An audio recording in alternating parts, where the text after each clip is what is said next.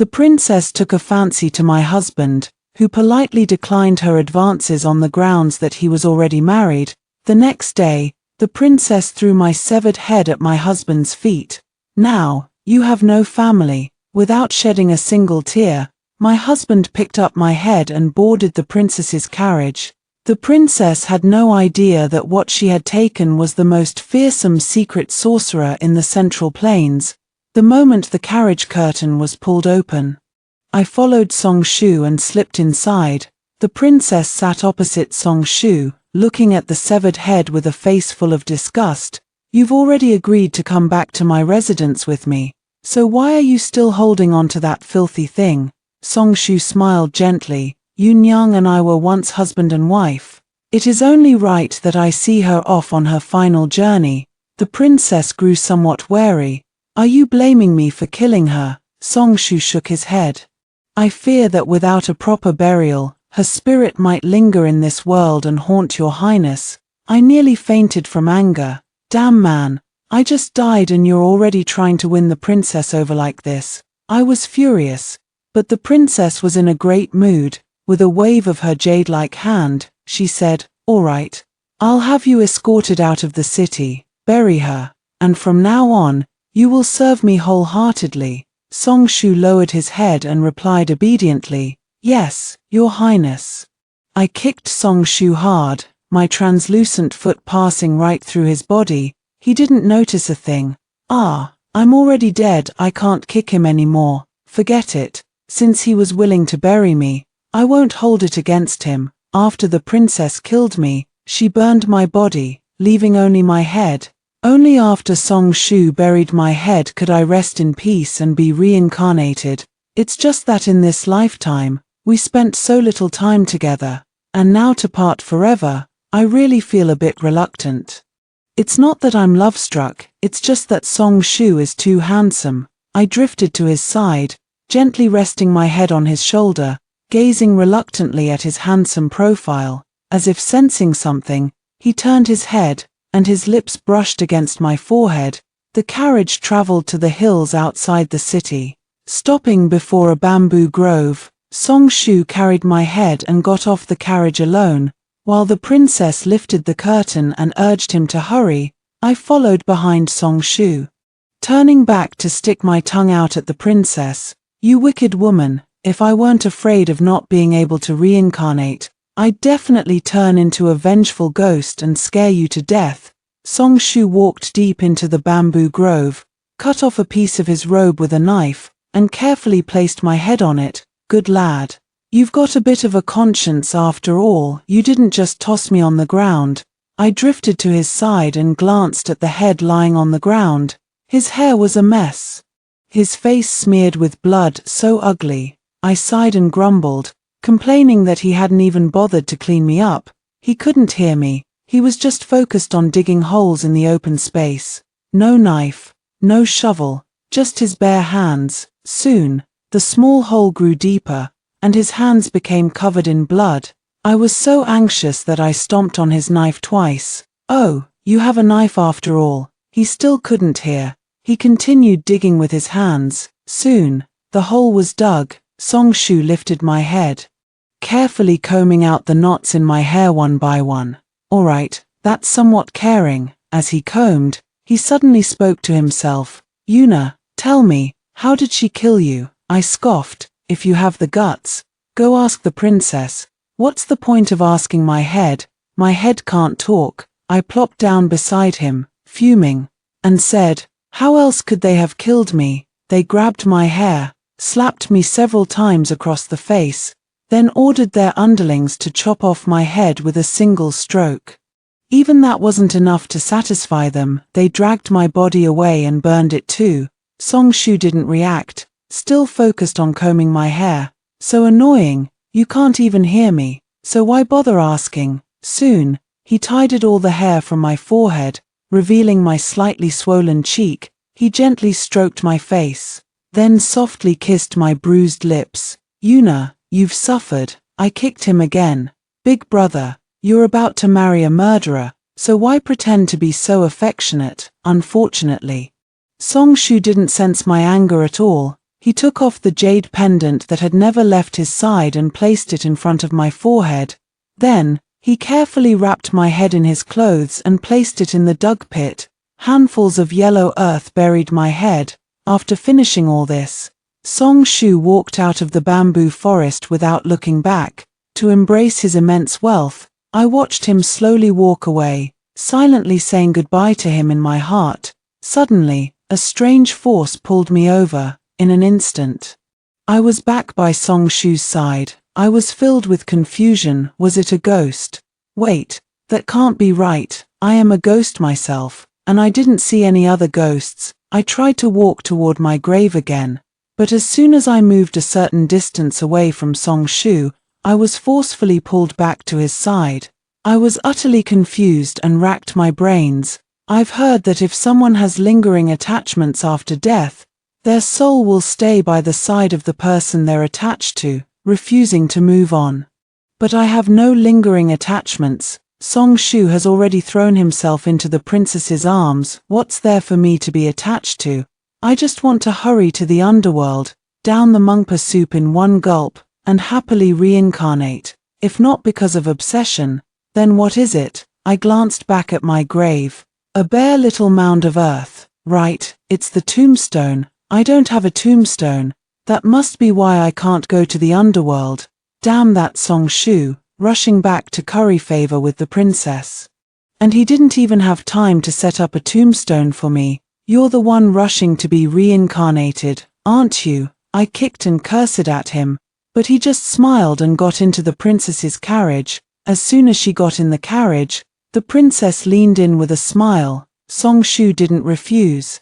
Letting the princess half recline in his arms and take advantage, I couldn't stand it and angrily climbed up to sit on the roof of the carriage.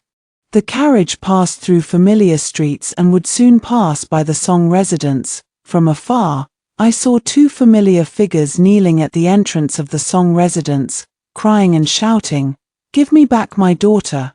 Give me back my daughter!" Their voices carried from a distance, heart-wrenching and desperate. My heart tightened. It was my parents. I quickly floated over. My parents were dressed in mourning white, kneeling before the Song family's gate, their fists blooded from knocking. But the Song family's gate remained tightly shut, with no one paying them any heed. I wanted to help them up, but my hands just passed through their bodies again and again. I knelt helplessly beside my parents, unsure of what to do to help them. Suddenly, the princess's carriage stopped in front of the mansion. The princess lifted the carriage curtain and said coldly, "What kind of country bumpkin dares to act recklessly in front of the consort's mansion? Guards, take them away and behead them." My heart tightened at the sound, and I rushed to the carriage, cursing loudly. I hadn't cursed for long before my body began to grow hot.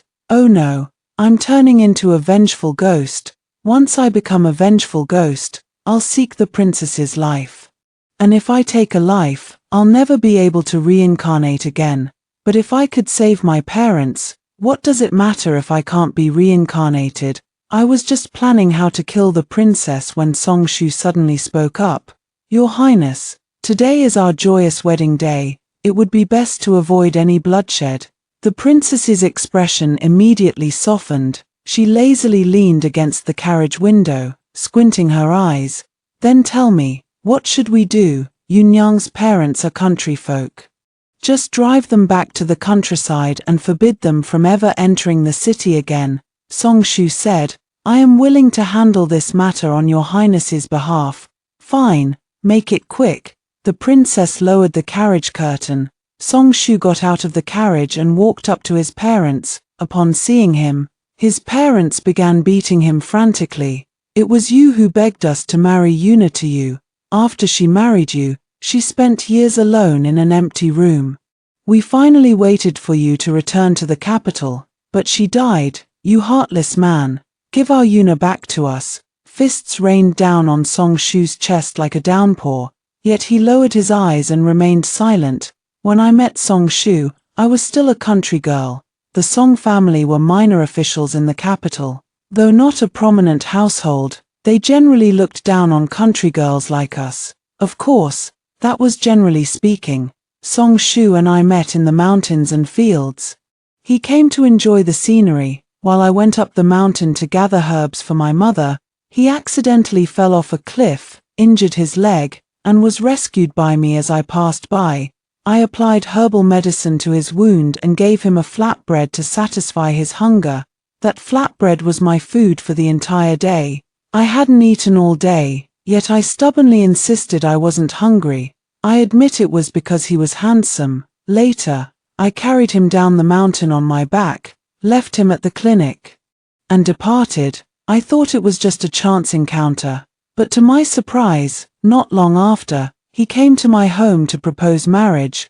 My parents thought we were not a good match and dared not agree. He knelt outside the door with the betrothal gifts for a whole day and night. My parents, afraid that something might actually happen to him, hurriedly came to ask me.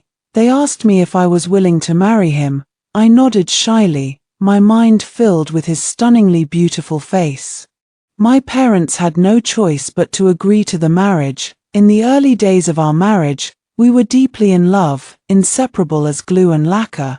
But the good times didn't last long. A few months later, war broke out on the frontier, and he was chosen to join the army. That departure lasted for 3 years. 3 years later, the Imperial Army returned victorious, with the common people lining the streets to welcome them. Song Shu rode his horse in the middle of the procession. Brimming with pride and ambition, I stood among the crowd, looking at his familiar yet unfamiliar face, worried that he might have already forgotten me, but he spotted me at a glance. He leaped off his horse, rushed to my side, and held me tightly in his arms. He said that he had achieved military merits, and the emperor would surely promote him. He said he would build a new mansion and bring my parents into the city. He said he would give me a better life. He said he wanted to grow old with me. After a brief moment of intimacy, I watched him return to the procession, entering the palace to report on his duties. We would have a proper reunion when he returned in the evening. I never expected that what I would end up waiting for was the news that the princess had taken a liking to him and publicly requested the emperor to bestow their marriage. He comforted me, saying the emperor hadn't agreed, and he had personally refused the princess. But I noticed a faint unease in his expression. All night, he tossed and turned, holding me and repeating over and over that I must always stay by his side. I thought he missed me too much, so I smiled and agreed. It wasn't until dawn that he finally fell into a light sleep. I covered him with a blanket and quietly left the room. The hardships of the battlefield must have left him restless and unable to sleep soundly. I want to buy him some calming medicine, but as soon as I stepped out the door, I was killed by the princess on the street. Song Shu stood with his head lowered at the entrance of the Song residence, letting his parents beat and scold him. His parents grew tired from hitting him and finally stopped, collapsing to the ground in tears. Song Shu called out the servants from the mansion, instructing them to escort his parents out of the city properly. He then whispered something to one of them. I leaned in to listen but couldn't make out what was said. My parents boarded the carriage, and I followed them in. I clung to my mother's arm, wanting to cry, but the tears wouldn't fall. I miss my mother so much. I really want to go home with them. As soon as the carriage moved a little further away, that force once again tugged at my soul. I struggled desperately, but still found myself uncontrollably pulled back to Song Shu's side. Then I watched helplessly as my parents disappeared down the long street. I suddenly remembered the days when I lived in the countryside with my parents. Life was simple back then, but every day was filled with joy. Whenever there was something delicious to eat at home, it was always given to me first, and if there were new clothes, they were bought for me first. The neighbors all urged my parents to have another child, a son, saying that only with a son could they have someone to rely on. My parents said, "Having Yuna is enough." How could my parents, who love me so much, go on living without me? The more I thought about it, the sadder I became. But a soul cannot shed tears. So I could only howl. I howled and cursed at the same time. Dog of a man, I should never have married you. No, I shouldn't have saved you. I should have let you fall to your death at the bottom of the cliff." Song Shu couldn't hear a single word. He just stared intently toward the city gate, a trace of melancholy in his eyes. When night fell, Song Shu arrived at the princess's mansion. The princess held Song Shu's hand as they alighted from the carriage, and I followed reluctantly behind them. The princess's mansion was truly enormous, more than 10 times the size of the Song residence. Carved railings and jade steps, resplendent and magnificent. No wonder Song Shu couldn't resist. Yet, as he gazed at the magnificent palace, there was no trace of joy on his face. "What's wrong? You don't seem very happy." The princess pouted and asked him, her delicate face looking pitifully endearing. Song Shu shook his head. "Your Highness, I just returned to the capital yesterday and am a bit tired. Besides, we are not yet officially betrothed, so it's not appropriate for me to enter your residence so early." The princess held onto Song Shu's arm. "Oh, what does that matter? I've already told my father about us. He dotes on me, and the imperial decree for our marriage will arrive first thing tomorrow morning." My heart instantly turned cold. The princess killed me and immediately took my head to the Song residence. How could she have had time to discuss it with the emperor? Unless they had agreed on it yesterday. It turns out that while the emperor did not publicly agree to the princess's request, he privately consented to arrange her marriage. He was well aware that Song Shu had a family, so killing me was something the emperor tacitly approved. I always believed His Majesty was a wise ruler, but how could a wise ruler allow his daughter to kill in the streets and forcibly seize another's husband? Song Shu, you fought so hard for 3 years for such an emperor. I thought Song Shu would be as deeply disappointed as I was, but he didn't seem surprised, only his fists clenched at his sides, turning white as night fell. Song Shu settled into the guest room of the princess's residence. I had thought they would share a room tonight and had deliberately hidden on the roof. It seems the princess isn't one to disregard all rules. The light in Song Shu's room remained on, so I drifted down from the roof to see what he was doing. Just as I reached the window, Song Shu looked up and glanced in my direction. I was startled, frozen in place. He stared at my face for a long, long time, then he stood up, walked slowly to the window, and murmured to himself, "The moon tonight is so full." It turned out he was looking at the moon. Before he went to fight at the border, we had promised to watch the moon together every night. Though we are thousands of miles apart, the moon we gaze upon is the same. At the thought of this, my heart leaps with joy. The bitterness of longing is also diluted by the moonlight. In those days, I eagerly looked forward to reuniting with him, leaning together to watch the moon. I never imagined that when we would watch the moon together again, it wouldn't be across 1,000 miles, but across the realms of life and death. "Yuna, tell me, is the princess beautiful?" Song Shu suddenly spoke to himself. It startled me. I stomped my foot in anger. Everything was fine, and you just had to bring her up. Do you like her that much? Even if she killed me, you'd still like her? Song Shu didn't answer my question. Yes, he can't hear. I can only sulk alone. With no one to vent to, this ghostly existence is truly unbearable for even a single day. "Yuna, do you like the princess's appearance?" Song Shu spoke again. I rolled my eyes. "Brother, she killed me. No matter how beautiful she is, I could never like her, but I have to admit, the princess is truly breathtakingly beautiful. If I had grown up to look like her, would Song Shu feel even a hint of sadness right now?" I sighed. With a face like hers, what woman in the world wouldn't admire it? But her heart is far too venomous. You should be careful too. What if one day she grows tired of you, or takes a liking to someone else, and decides to kill you as well? After saying this, I genuinely began to worry. If the princess ever decided to kill Song Shu, what would he do? Who would have thought that while I was worrying about him, he suddenly burst out laughing? "Seriously, are you so happy just thinking about the princess's beauty? I'm not playing with you anymore." I shouted angrily and was about to float up to the roof. Song Shu suddenly climbed out the window and walked toward me. I was so frightened that I froze in place. Was it a coincidence, or did he see me? Song Shu reached out his hand and waved it in the air, right above my head. I was terrified. A ghost getting scared by a human, that's embarrassing enough to talk about.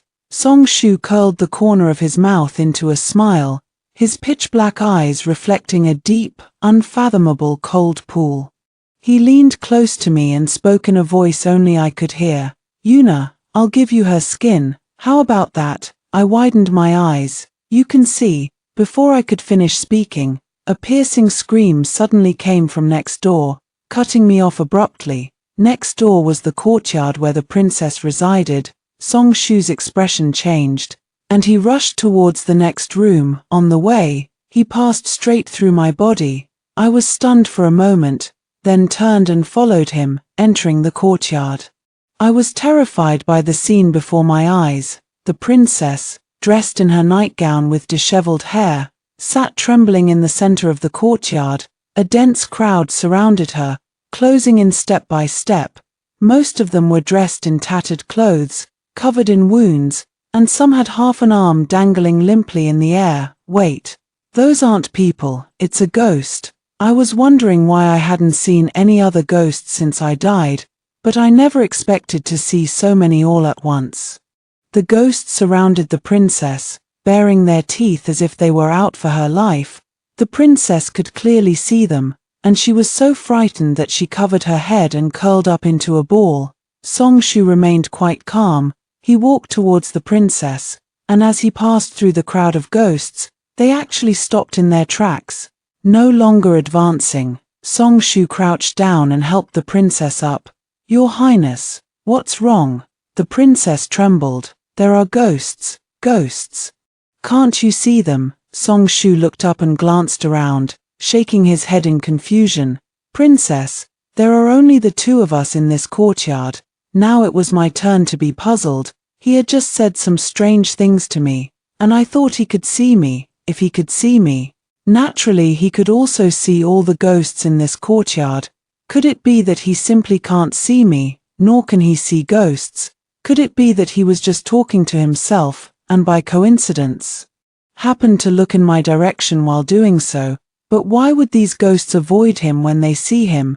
Just as I was utterly perplexed, the princess asked the question for me. Why do these ghosts avoid you? They avoid me. Song Shu frowned in thought for a moment, then suddenly seemed to have an epiphany, pulling out a red brocade pouch from his waist.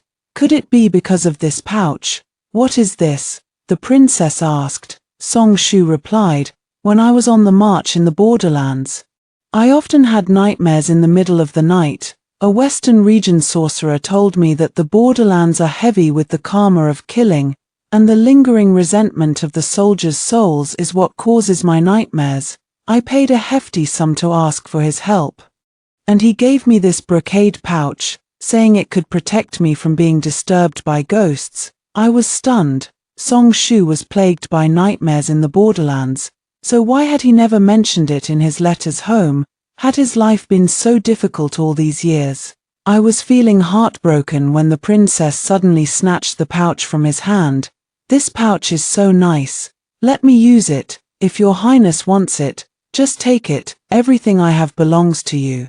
Song Shu smiled with a look of deep affection.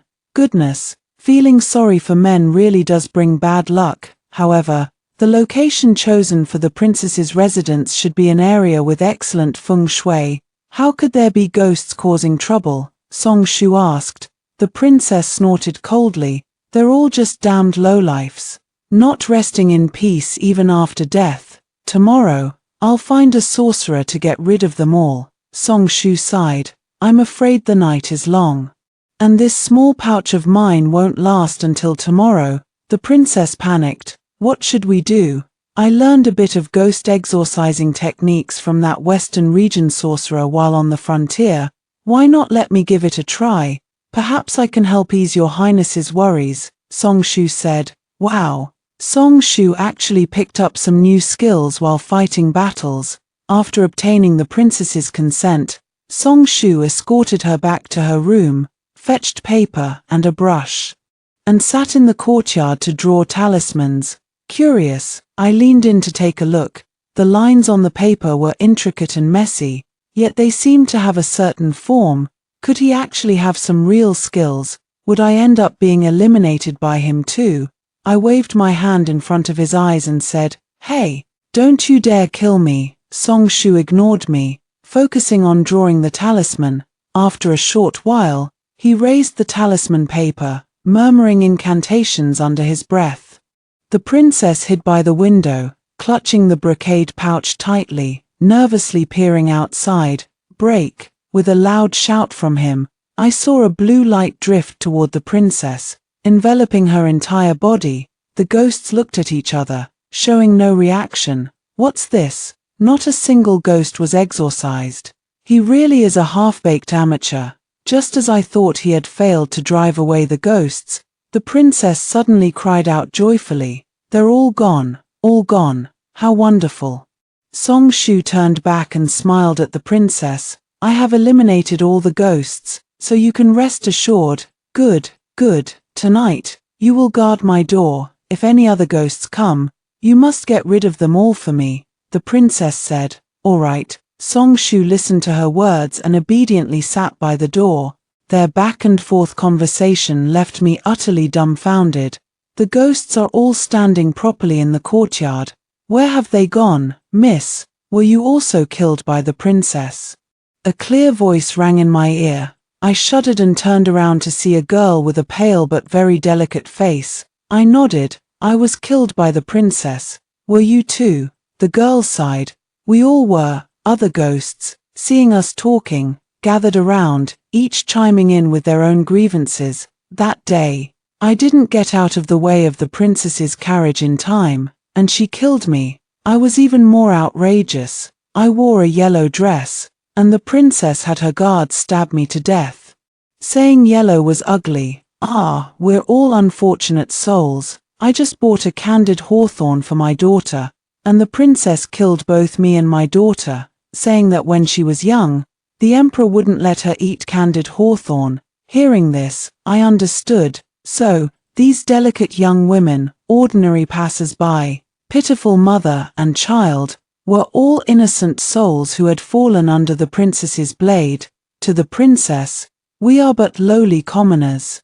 Yet we are all earnestly living our lives. Yet, even the right to live, she cruelly seeks to strip away. Power is such a strange thing. It draws people in like moths to a flame, yet it can turn them into something more terrifying than ghosts. "Have you gathered here to demand the princess's life?" I asked the girl. "If we could take her life, that would be good, of course.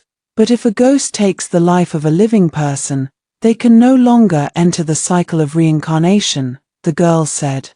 "We just wanted to scare her and also seek justice for ourselves." I was puzzled, but judging by the princess's reaction, she probably hasn't seen ghosts before. "Why did you all choose tonight to scare her?"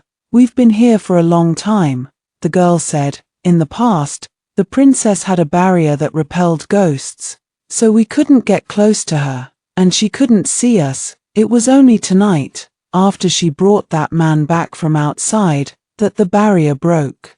That's why she was so terrified by us. It wasn't until just now, when the man placed a talisman on her, that her barrier was restored." I lowered my head and fell into deep thought. The man the girl mentioned was clearly Song Shu. As soon as Song Shu arrived, the princess's barrier broke. Could it be that Song Shu had done something? The talisman Song Shu drew for the princess could only restore her ghost-repelling barrier. So why did he lie to the princess, claiming he had already eliminated all the ghosts? I looked toward the door, where Song Shu was sitting upright on the brocade mat prepared by the princess, his eyes slightly closed, as if truly turning a blind eye to a courtyard full of ghosts. "What about that man? Can you get close to him?" I pointed at Song Shu. The girl shook her head. "He also has a ghost-repelling barrier around him. But that barrier doesn't come from the sachet he gave the princess." Well, Song Shu really didn't tell the princess the whole truth. What on earth does he want to do? I crouched down in front of him and waved my hand in front of his eyes. Song Shu opened his eyes but didn't look at me. I decided to try to trick him. Hey, Song Shu, stop pretending. I know you can see me. Song Shu stared at the ground, ignoring me. If you keep ignoring me, I'll tell all these ghosts about how you fell off the cliff. Song Shu still ignored me. Song Shu, I'm angry.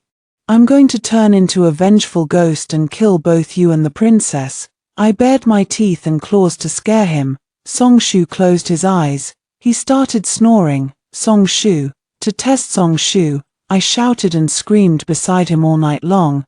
He slept incredibly soundly. I concluded. Song Shu talking to me last night was purely a coincidence. He simply couldn't see me.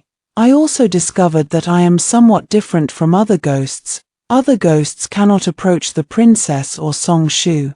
But I am completely unaffected and can even pass through their bodies. Moreover, these ghosts can wander to other places besides the princess's residence. Yet, if I stray too far from Song Shu, I am forcefully pulled back.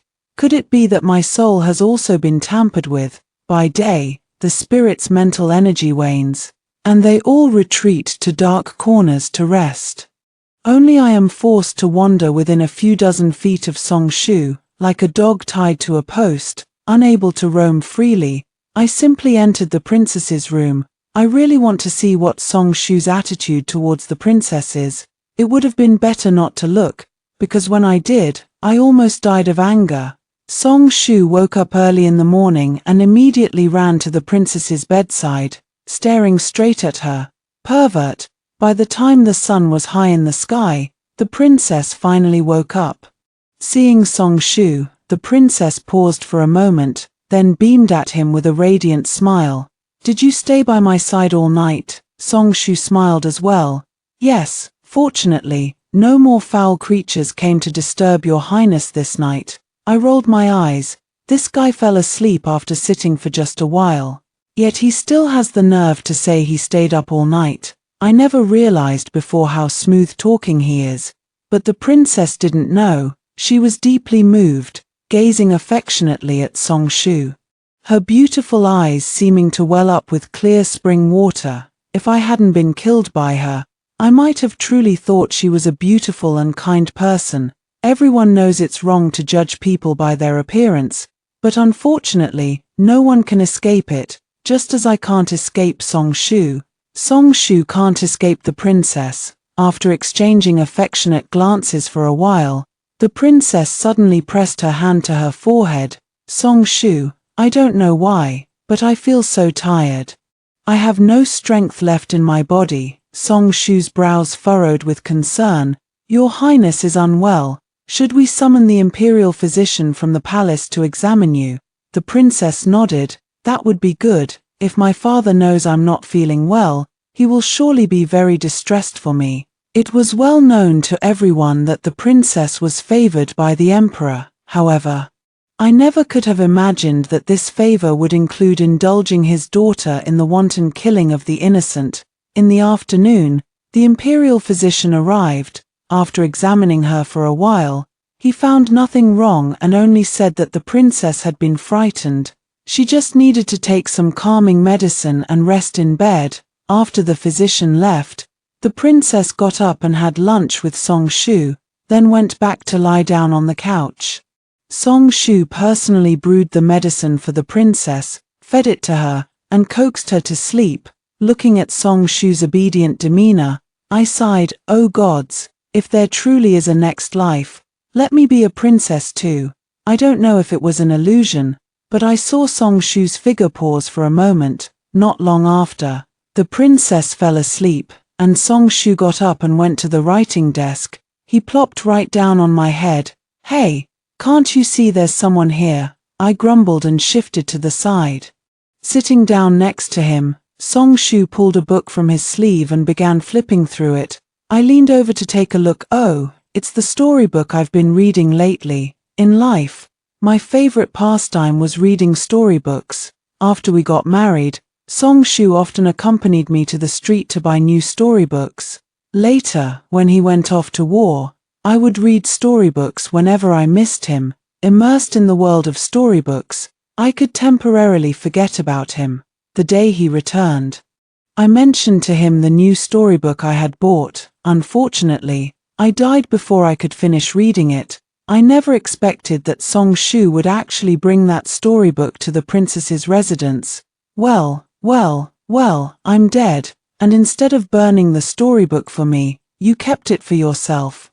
I fiercely pounded Song Shu 3 times. Song Shu opened the storybook, inside of which was a bookmark I had made from leaves. Song Shu stared intently at the bookmark for a moment, then pulled it out. I thought he would flip to the first page, but instead, he started reading directly from the page where the bookmark was placed. I was overjoyed, happily leaning my head on his shoulder as we watched together. He slowly turned the pages, the evening light falling between his slender fingers, just as I did when I was alive. Throughout the entire day, aside from eating meals and taking medicine, the princess remained in a deep slumber. Thanks to her, I spent the whole day reading storybooks. Early the next morning, an imperial decree arrived at the princess's residence. It stated that the emperor, concerned for the princess's health, had decided to postpone the wedding. He also ordered Song Shu to return to the Song residence first and come back only after the princess had recovered. Upon hearing the news, the princess went into a frenzy, clamoring to see the emperor. Determined to keep Song Shu by her side, Song Shu patiently coaxed the princess from the side. Urging her to listen to her father, the princess grew even angrier. What do you know? Father dotes on me the most. He will surely agree. Song Shu sighed and brought over the medicine bowl. Your Highness, the medicine will grow cold. Please drink it first before thinking about the marriage arrangement. Who would have thought that the princess would take the medicine bowl and hurl it at Song Shu? Song Shu had no time to dodge, and the medicine bowl struck him squarely in the face. Dark green medicinal liquid slowly trickled down his face, and a fine line of blood emerged from his handsome features. That was my favorite face. I was furious and pointed at the princess. Hey, what are you doing? He was just trying to help you. Why are you hitting people? The princess couldn't hear me. She glared angrily at Song Shu, not showing a hint of remorse on her face. At that moment, it suddenly struck me that the princess didn't truly like Song Shu. Perhaps she just thought he was good-looking and wanted to have some fun, but she was publicly rejected and lost face. Face is the most cherished thing among the powerful and wealthy.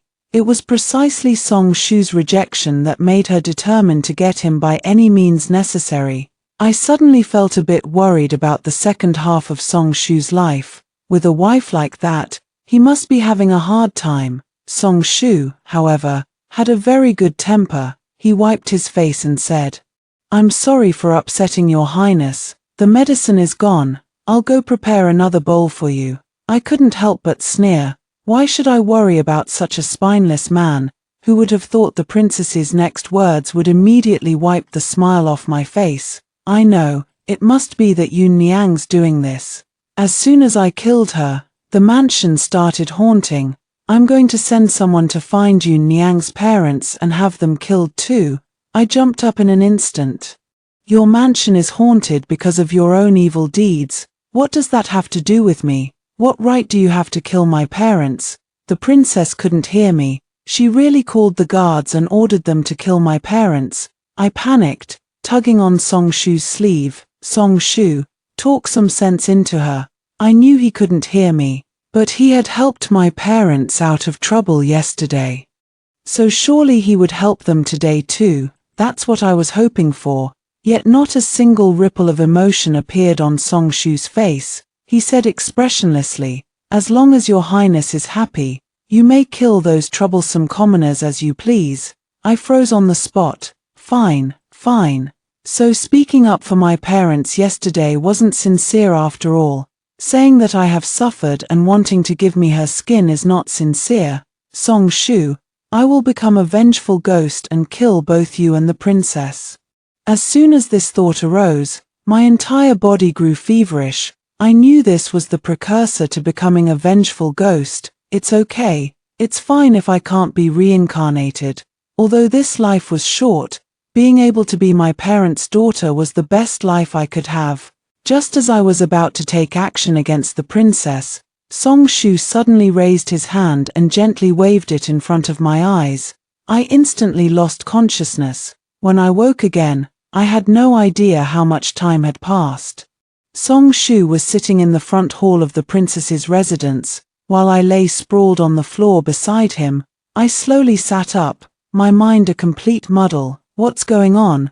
I remembered the princess saying she would kill my parents, and Song Shu hadn't helped me. I was furious and planned to turn into a vengeful ghost to kill them, but just before I transformed into a vengeful ghost, I suddenly fainted. Can ghosts even faint? I touched my head, and my fingers passed right through.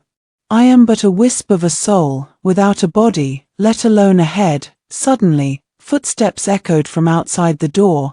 The princess entered, arm in arm with a stern-looking middle-aged man. Before I could even get a clear look at the man's face, Song Shu smoothly dropped to his knees. Your humble servant pays respects to your majesty. So this is the legendary emperor. Why has he come to the princess's residence? How long have I been unconscious? My parents, have they already been killed? With doubts in mind, I decided not to act for now and see what would happen. The emperor took his seat in the main position of the front hall, with the princess sitting beside him. Father, my health has improved greatly. Please grant me permission to marry. The princess clung to the emperor's arm, pleading with teary eyes that looked pitiful and endearing. The emperor's face darkened. Are you determined to have him as your consort? The princess wept, tears streaming down her face. Father, I truly love Song Shu. Look, when the princess's residence was haunted, it was Song Shu who resolved it. When I was frightened, he was the one who took care of me. What he did, the sorcerers under my command could also do. The emperor said, sorcerers. The emperor actually had sorcerers under his command. That's right. The princess herself has a ghost-repelling barrier, and such a thing couldn't possibly be innate, since the emperor has sorcerers under his command. Why not send them to completely eliminate the ghosts in the princess's mansion? This doubt only lasted for a moment before I figured it out. Killing people is a common occurrence for the princess, so the ghosts in her mansion can never be completely eradicated. Setting up a ghost-repelling barrier for her is indeed a permanent solution. However, the sorcerer who works for the emperor must be exceptionally skilled. If he's so skilled, how could the princess's barrier have been broken? I couldn't help but glance at Song Shu. Could it be that he did it? The emperor and the princess were at a stalemate, but Song Shu remained composed and silent. In the end, the emperor couldn't resist the princess's coquettishness and left behind the imperial decree for the marriage. Song Shu knelt down with the princess to express gratitude, his face still showing no sign of emotion. I suddenly remembered how he looked when he came to propose outside my house. Back then, he knelt all night without eating or drinking. When my parents agreed, he was so overjoyed that he jumped up, but then immediately fell flat on his face because he was dizzy from hunger. Seeing him in such a sorry state, my heart was happier than ever before. Song Shu, even when you fall, you look graceful. Such a beautiful person, from now on, belongs to me. However, this possession seems all too brief. The princess received the imperial decree and looked at Song Shu with delight. Song Shu smiled, but I could see that he was not happy, even showing a hint of worry. Song Shu is an extremely confident person. Since marrying him, I have only seen such a worried expression on his face twice. The first time was when he learned he had been conscripted, and the second time was the night he returned from reporting to the palace. Song Shu and the princess's wedding is scheduled in 3 days. Over these 3 days, the princess's residence saw many new faces, all sent by the emperor to help prepare for the wedding. Although the princess's health had improved, she still often felt weary. But as a princess, everything was handled by the servants. She only needed to focus on resting and recuperating. While the princess slept, Song Shu stayed by her side, reading storybooks. But I just can't focus. I still don't know how my parents are doing. These past 2 days, I've tried to gather resentment and transform into a vengeful spirit, but for some reason, my resentment dissipates as soon as I try to accumulate it. It simply won't hold together. I suppose I'm just a useless person, unable to protect myself or my parents. Even as a ghost, I couldn't take revenge on the princess. I sighed all day long, while Song Shu lived quite comfortably. He lost interest in the storybook after just 2 pages, so he would occasionally leave the princess's courtyard and wander around the estate. I didn't want to be alone with the princess, so I had no choice but to float above Song Shu's head, following him around like a kite. This outing truly opened my eyes. I may be a country girl, but the scale and grandeur of my wedding to Song Shu rivaled that of any young lady from the capital. At the time, I was overjoyed. Not only did I get a handsome man for free, but he was also willing to spend generously. It wasn't until I witnessed the wedding preparations at the princess's estate that I realized what it truly meant to be outshone. At this moment, the princess's mansion is as splendid as a treasure trove, with even the red silk ribbons hanging under the eaves embroidered with gold thread. I couldn't help but stare wide-eyed. With so many treasures, how wonderful it would be if they could be shared with the uncles and aunties in the village who can't even afford a full meal. As I drifted along, I suddenly caught sight of a sneaky figure. The man was dressed in a grey robe, holding a long object in his hand, and was walking along the base of the wall toward the princess's courtyard. The princess's residence was crowded, and Song Shu couldn't see him. Floating in the air, I could see everything clearly. What the man held in his hand was a wooden sword engraved with a divination array. I jolted, remembering the sorcerer the emperor had mentioned. Could it be that this person is the sorcerer who performed the ghost-banishing ritual for the princess? This is bad. This sorcerer clearly possesses formidable magical abilities. If the haunting at the princess's residence was truly caused by Song Shu, he would definitely discover it. Without another thought, I hurriedly followed after him. The princess's courtyard was usually undisturbed, and the sorcerer easily entered her room. He approached the princess's bed, raised the wooden sword, closed his eyes, and began murmuring incantations. Soon, a blue light enveloped the princess. It was the ghost-repelling barrier that Song Shu had cast on the princess that night. The sorcerer opened his eyes and looked at the princess, his expression changing dramatically. He hurried forward and shook the princess awake. The princess, still drowsy, frowned upon seeing the visitor. "Why are you here? Where is Song Shu?" The sorcerer immediately knelt before the princess. "Your Highness, I have been ordered by His Majesty to thoroughly investigate the haunting in the mansion. I must ask Your Highness to cease all contact with Song Shu. The protective barrier he set up for you is actually..." "Enough," the princess interrupted impatiently. "Your skills are inferior. The barrier failed, and I was nearly killed by a horde of ghosts. It is only out of leniency that I have not punished you. How dare you slander Song Shu? If it weren't for him, I wouldn't even know how I died." The sorcerer grew anxious. "Princess, I have just carefully investigated the mansion, and Song Shu is..." Before he could finish his sentence, a plume of black smoke suddenly drifted in through the window and, with lightning speed, rushed into the sorcerer's body. The sorcerer froze in place as if someone had struck his pressure point. The next moment, he suddenly lunged toward the princess like a man possessed, brandishing his wooden sword. The princess screamed and scrambled to the corner of the bed, crawling and stumbling in panic. The sorcerer threw himself onto the bed, letting out strange, guttural cries. "I'm going to kill you! I'm going to kill you!" Just as the wooden sword was about to pierce the princess's chest, Song Shu suddenly rushed in.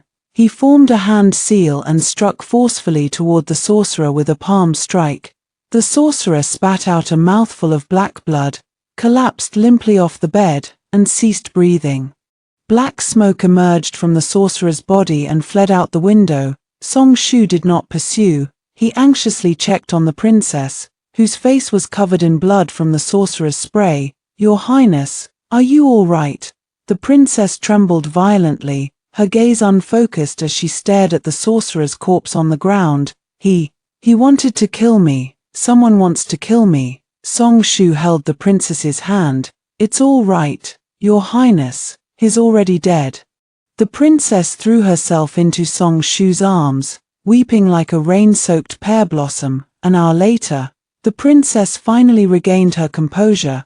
Song Shu told the princess that although the malevolent ghost could not approach the exorcism barrier, it could possess a human body.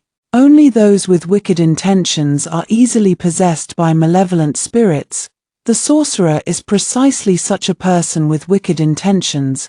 The princess, having been saved twice by Song Shu, completely trusted him and even issued an order that from then on, only Song Shu could enter her room. At dusk, the emperor's decree arrived. It was said that the incident with the sorcerer had frightened the princess, so the wedding date would be postponed once again. The princess felt mentally exhausted and did not refuse. After dinner, Song Shu went to the courtyard to brew medicine for the princess, and I followed him. In the past, when he brewed medicine, I would float to the rooftop to watch the clouds. I don't want to see him running around for the sake of his enemy, but the matter of the sorcerer is truly strange. I suspect that this was done by Song Shu. Yet if he wanted to kill the princess, why did he rush in at the critical moment to save her? Unable to figure it out, I decided to stay by his side and see if he acted unusually. At this moment, Song Shu was carefully adding the herbs sent by the Imperial Hospital into the medicine pot. After adding all the herbs, he suddenly shook his sleeve, and a black pill fell into the pot with a clatter. Strange. This wasn't something from the Imperial Hospital. Just as I was about to float over for a closer look, a guard rushed in frantically, saying he had urgent news to report. Song Shu didn't even look up, speaking unhurriedly. "His Highness has ordered that no one but me is allowed to enter the room. If you have something to say, just tell me," the guard stammered. "His Highness ordered me to execute Yunyang's parents." What about you?" Song Shu raised his eyes, giving him a cold stare. The guard suddenly fell to his knees with a thud, his forehead hitting the ground heavily. "When I arrived at Yunyang's home, it was just an empty house. I searched for several days but couldn't find any trace of her parents. I know failing to complete His Highness's order is a capital offense, but I beg you, Prince Consort, to plead for mercy on my behalf. Please ask His Highness to spare my life." Upon hearing his words, I was overjoyed. My parents were not dead, but why would they suddenly move away? Song Shu didn't seem the least bit surprised. He remained silent for a long moment before saying, "Her Highness is unwell. There is no need for her to know about this. You may leave." The guard kowtowed repeatedly, saying, "Thank you, Lord Consort, for sparing my life. Thank you, Lord Consort." Song Shu paid him no further mind.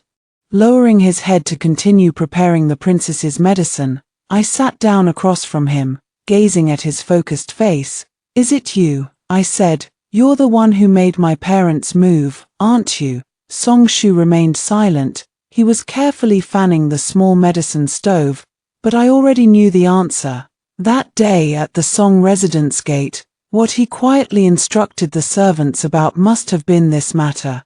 "Thank you. I am genuinely grateful to him." Even though he is currently serving the princess diligently, Song Shu continued with his actions, but the corners of his mouth lifted slightly. The next day, a royal physician arrived at the residence. It was sent by the emperor. When the sorcerer encountered trouble, the emperor also grew suspicious. Fortunately, the princess's body showed no abnormalities, and even some chronic illnesses she had carried since birth had improved significantly, under Song Shu's careful care. The princess became healthier and stronger. Upon learning of this, the emperor finally let down his guard and set a new auspicious date for the two. While waiting for the wedding day, the princess occasionally took Song Shu out. I followed behind them, watching them stroll the streets and watch plays like an ordinary couple. The princess had a mercurial temperament, often wanting to kill, but Song Shu always stopped her. Slowly, the princess's murderous intent diminished greatly, as if she had truly changed her nature. If someone bumped into her on the road, she no longer got angry and even gave them silver. I followed behind them, watching this harmonious and perfect scene, and suddenly felt a sense of relief. Perhaps Song Shu could really change the princess. Wouldn't that be a good thing? From now on, no innocent people will ever die by the princess's blade again. If this is what Song Shu wants to do, the future he desires, I am willing to sincerely wish him well. I never expected that what Song Shu wanted was never to change the princess. On the 15th of this month, Song Shu stood guard outside the princess's room as usual. I sat in the courtyard, chatting with the ghosts. Some of them, upon learning that the princess had stopped killing, were overjoyed, let go of their hatred, and went to reincarnate. Others still wanted revenge, so they stayed in the princess's mansion, waiting for an opportunity. They asked me what my plans were. I sighed and said, I want to reincarnate, but I can't leave. They all chimed in to help me analyze the situation. Some said I still had unfulfilled wishes, while others claimed I was deeply in love with Song Shu and couldn't bear to leave him. I shrugged, refusing to admit anything. Just as we were chatting happily, the most senior female ghost suddenly widened her eyes, staring in the direction of the princess's room. What's wrong? I asked her. I can feel it, she said. The princess's barrier seems to be weakening. Upon hearing her words, the demons rushed toward the princess's room like madmen. I quickly followed them. The demons left behind were all seeking revenge. If the princess's barrier truly broke, something terrible would had given the princess this pouch. The princess would never have imagined that inside the exorcism pouch was my hair. And the princess, how is she? I asked again. Truth be told, I wasn't worried about the princess, but rather about those ghosts. They were all innocent people in life. If they were to turn into vengeful spirits because of seeking revenge and could no longer be reincarnated, it would truly be a waste. At the mention of the princess, Song Shu's expression instantly turned dark and sinister. After the life exchange, the princess's soul will endure all the pain you suffered, beheading, burning in flames. She won't escape any of it. As for those vengeful spirits, once they saw the princess being punished, they gave up their pursuit of vengeance and went to be reincarnated. What about the princess? Did she also go to be reincarnated? Song Shu smiled. Do you want to see her? A pale blue light swirled and shifted around me. And the next moment, I saw a translucent figure floating in the air. It's the princess. No, I should say, it's her spirit. She was completely charred black, with a terrifying bloodstain on her neck, barely recognizable as human. Seeing me staring at her, she lunged at me with claws bared. With a gentle wave of Song Shu's hand, the princess let out a sharp cry of pain and was flung 3 feet away. She scrambled to her feet, glaring at me fiercely. Yun Yang. Don't think that just because you've taken over my body, everything is settled. I'm not a vengeful ghost now. If Song Shu kills me, he'll suffer the backlash himself. I've already sent a dream to my father, and he'll come to see me soon. When that happens, both you and Song Shu will die. Ignoring the princess, I placed my hands on my hips and asked Song Shu, why couldn't I send dreams when I was a ghost? Song Shu shrugged. You were bound by my soul-locking talisman. So you couldn't do anything. Even the ghost-repelling barrier couldn't detect you. All right, you. Speaking with such righteous indignation, I rushed forward to pinch Song Shu's face, and he let me do it. While the princess floated around in a rage, suddenly, a guard hurried over to report that the emperor had arrived. The princess was overjoyed. My father is here. You're all finished. I straightened my expression and took hold of Song Shu's wrist. Father has arrived.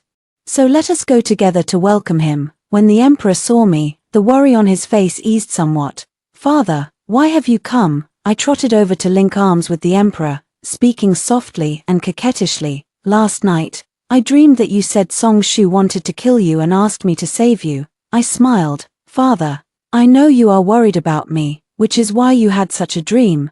But look, I am standing here safe and sound. I hopped and spun a circle around the emperor.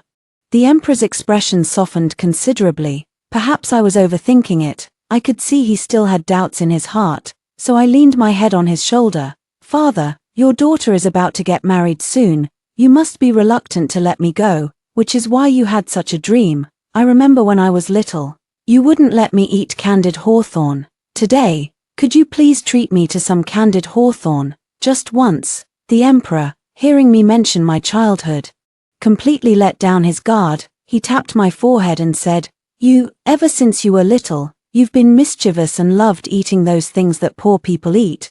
But since you like it, I'll have the imperial kitchen make some and send it to the princess's residence. Alright, you're the best, father. I nuzzled against my father's arm, and he chuckled with delight. I stuck my tongue out at the princess triumphantly.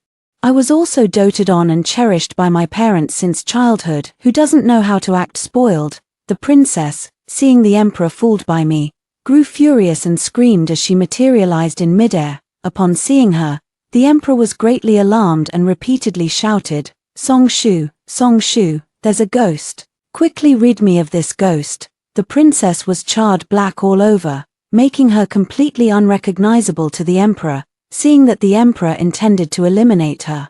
The princess grew even angrier and charged at me like a madwoman. I was about to dodge when a wide robe suddenly blocked my path. It was the emperor. He shielded me just in time, taking the princess's deadly claw strike directly. After a piercing scream, the emperor fell to the ground, his face turning dark blue, and he breathed his last. The princess froze for a moment, then charged toward me in a furious rage.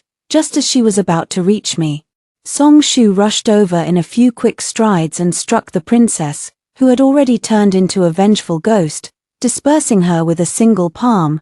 The princess's face twisted in agony, quickly dissipating into the air without even a chance to utter a word. After the emperor passed away, the crown prince ascended to the throne. The new emperor is a wise ruler who has always despised the domineering princess. In the imperial court, voices calling for the princess's removal also rose and fell. But by the time the new emperor's imperial guards arrived at the princess's residence, it was already empty, with no one in sight. On the night the emperor passed away, Song Shu and I quietly left the capital, taking with us the gold, silver, and treasures from the princess's residence. We headed south all the way, arriving at a place where it felt like spring all year round. We bought a large mansion in the city to serve as our new home. On the day of the handover, Song Shu suddenly said he had something to attend to and asked me to go ahead on my own. Grumbling, I took a carriage and arrived at the front gate. The moment I stepped off the carriage, I froze. In front of the heavy wooden door, my parents stood side by side, dressed in beautiful clothes, smiling at me. Yuna, you're back. I rushed into their arms, crying. Song Shu walked out from inside the door, smiling as he looked at me. I remembered what he had said.